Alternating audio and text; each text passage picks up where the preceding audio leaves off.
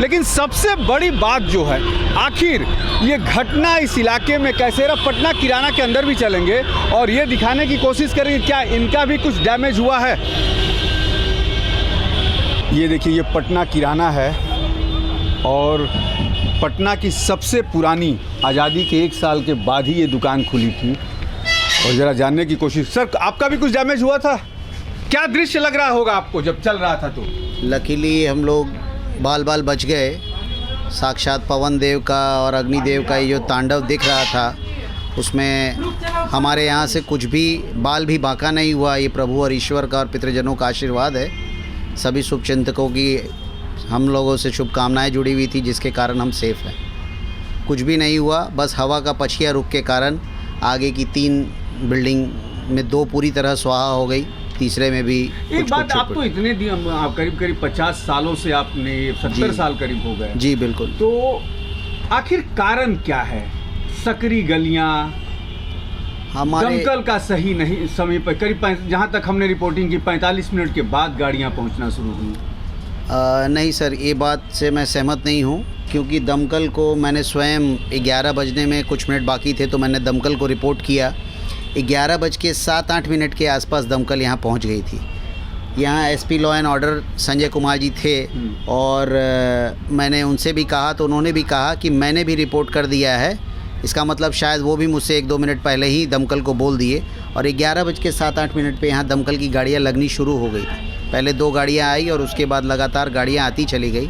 और उन्होंने जिस मुस्तैदी से काम किया है, उन्होंने एक बहुत बड़ी दुर्घटना होने से बचा लिया, क्योंकि कई सिलेंडर और जो चीज़ें पीछे रखी हुई थी वो आग को इस लेवल पे ले जा सकती थी जिससे क्या हो जाता। प्रत्यक्षदर्शी ने हमारे पास सामने कहा कि कैमरे में ऑन रिकॉर्ड उसने कहा कि वो नाश्ता करने वहाँ गया था और देखा कि किचन में आग जलना शुरू हुई, लेकिन वहाँ स्टाफ भाग के निकल गए। सब नहीं, दरअसल मैं नहीं जानता वो क्या कह रहे, लेकिन आग यहीं सामने में मुहाने पे ही हुआ।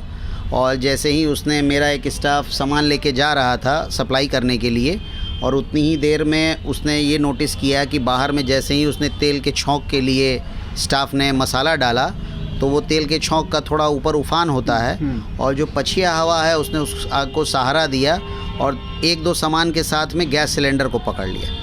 और इतनी देर में उसने मेरे को बोला, मैं बाहर निकल करके उस मिनट से ही वहाँ तक लगा रहा कि मतलब उसको मैंने बोला कि भाई तुम जल्दी से इसको कपड़े से ढक करके सिलेंडर को बाहर खींचो।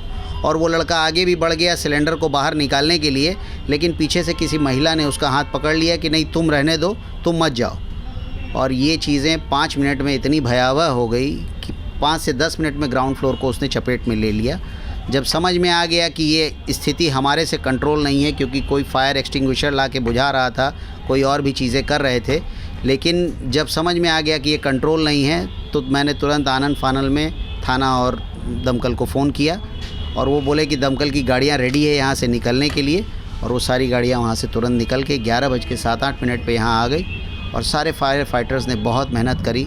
और इस बार लकीली यहाँ पे इतनी बड़ी पार्किंग थी, इतना सब कुछ था, जिसके कारण और गाड़ी लगाने की उनको सुविधा मिली, जिसके कारण वो गाड़ियों के क्रेन के मदद से सारे ऊपर जा कर के कुछ लोगों को वहाँ से रेस्क्यू कर सके।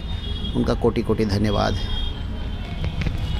जो जिंदगियां गई हैं उसे तो हम वापस नहीं ला सकते, लेकिन पटना किराना स्टोर के मालिक थे, उन्होंने कहा कि हमारा तो कुछ नुकसान नहीं हुआ। उन्होंने भगवान का शुक्रिया किया, लेकिन सबसे बड़ी बात है कि फायर फाइटर का भी उन्होंने बहुत बड़ा धन्यवाद किया कि सुविधाएं जो थी उसको उन्होंने झोंका इसमें और तमाम जिंदगियां, लेकिन फिर भी 6 लोग जो हैं मौत के गाल में समा चुके हैं। करीब दर्जनों भर लोग पीएमसीएच में मौत और ज़िंदगी से जूझ रहे हैं। लेकिन आखिर ये घटनाएं घट क्यों रही हैं?